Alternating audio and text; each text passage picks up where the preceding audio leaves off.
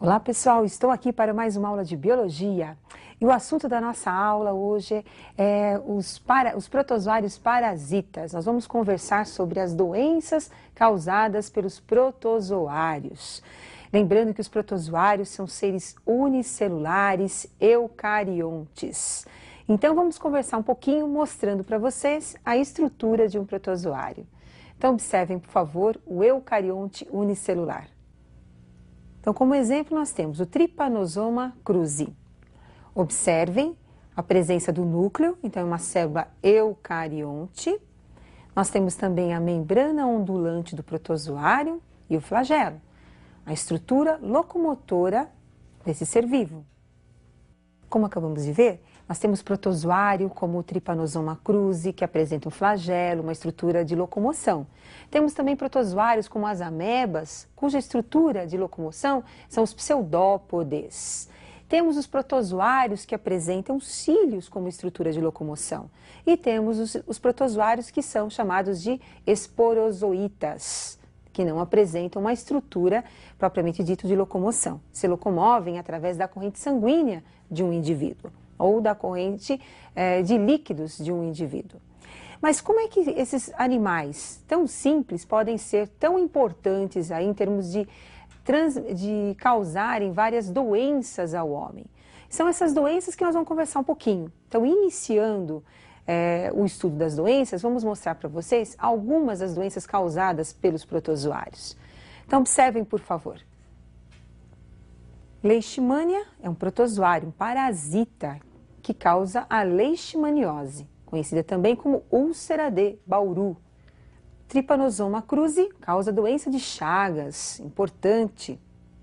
Plasmodium SP, porque nós temos várias espécies aqui no Brasil de plasmodium. Plasmodium vivax, o malari, causa uma patogenia malária. Temos o Trypanosoma cruzi, causando a doença de Chagas, e o Trypanosoma gambiensis, causando a doença do sono, também conhecida como torpor ou encefalite, onde o paciente entra em coma profunda no quadro dessa doença. E agora nós vamos conhecer um pouquinho mais sobre a doença de Chagas. A doença de Chagas é uma doença causada, como eu já falei, pelo Trypanosoma cruzi. Essa doença é transmitida por um inseto, um vetor, conhecido como barbeiro. O nome científico dele é Triatoma infestans. O barbeiro, ele é um hemíptero, tem meia asa, voa muito mal. E como é que ocorre esse ciclo, a transmissão e a evolução da doença? Então, observem agora o ciclo da doença de Chagas. Então, nós temos aí o barbeiro ou chupança. Quando o barbeiro suga o sangue dos animais silvestres, como o gambá, o morcego, o tatu, ou mesmo quando ele suga o sangue de uma pessoa infectada com a doença de Chagas, com a presença então do Trypanosoma cruzi na corrente sanguínea, o barbeiro então apresenta agora as formas do Trypanosoma no seu interior.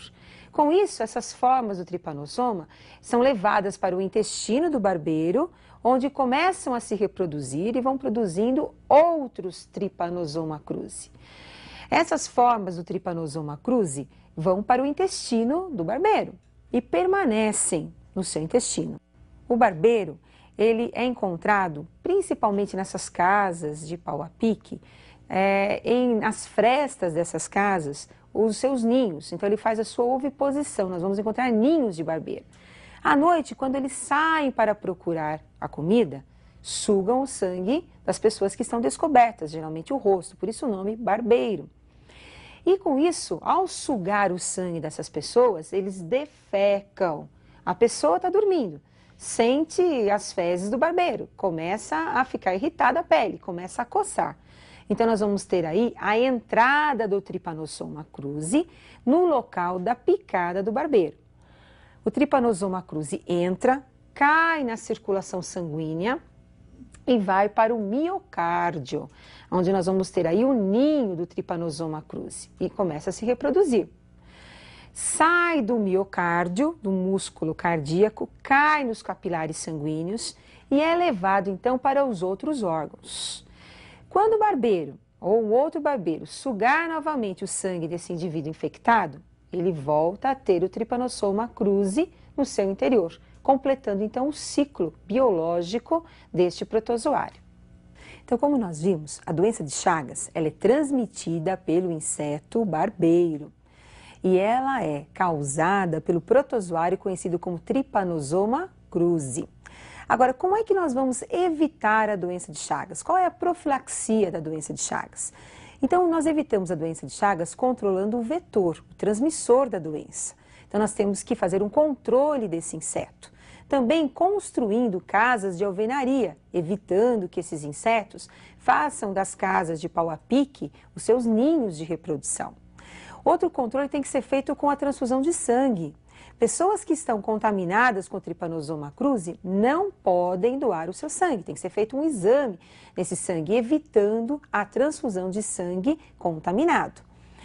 E vamos conhecer um pouquinho mais do barbeiro. Alguns detalhes importantes aí para vocês estudarem um pouquinho mais. Observe então a estrutura do barbeiro. Então, olha só, o barbeiro, como eu já falei, ele é um hemíptero, ele tem uma meia asa, voa muito mal. Esse inseto suga o sangue, se alimenta do sangue de animais silvestres, dos animais domésticos e o nosso sangue também. Lembrando que ele defeca, então ele elimina as formas do tripanosoma através das suas fezes. O paciente com a doença de Chagas apresenta na fase crônica alguns sintomas como a cardiomegalia, o aumento do coração. Nós vamos encontrar também o aumento do fígado, alterações na circulação sanguínea, edemas, inchaços. E esse paciente, ele vai tendo uma redução das suas atividades lentamente. Então, hoje em dia, existem muitos tratamentos onde você vai controlando a doença. Mas o chagásico, ele vai diminuindo as suas atividades físicas em decorrência de um aumento do número de Trypanosoma cruzi no seu sistema circulatório, no seu sistema nervoso também. Agora, uma outra doença muito importante, uma doença também muito grave, é a malária. E nós vamos conversar um pouquinho sobre os sintomas dessa doença e o seu ciclo biológico. Então, lembrando que a malária, ela é causada também por um protozoário, e conhecido como Plasmodium. Então, o gênero do protozoário que causa a malária é o Plasmodium. Então, vamos conhecer um pouquinho mais sobre o ciclo da malária. Então, a malária, ela é transmitida por um mosquito. Como vocês estão observando, nós temos aí agora o sangue de uma pessoa com as formas do protozoário, do plasmódio na corrente sanguínea. Então, o mosquito, o Anopheles, também conhecido como mosquito prego, ele suga o sangue de uma pessoa infectada. O sangue com as formas agora do protozoário cai no aparelho digestório do mosquito e vão agora formar os gametas masculino e feminino. Então, nós vamos ter agora a formação dos gametas masculino e feminino do protozoário. Reprodução, então, sexuada acontecendo no mosquito. Com a fecundação, a formação do zigoto. O zigoto agora vai se instalar no intestino do mosquito e começa a se reproduzir, formando agora as formas conhecidas como esporozoitos, como vocês estão observando.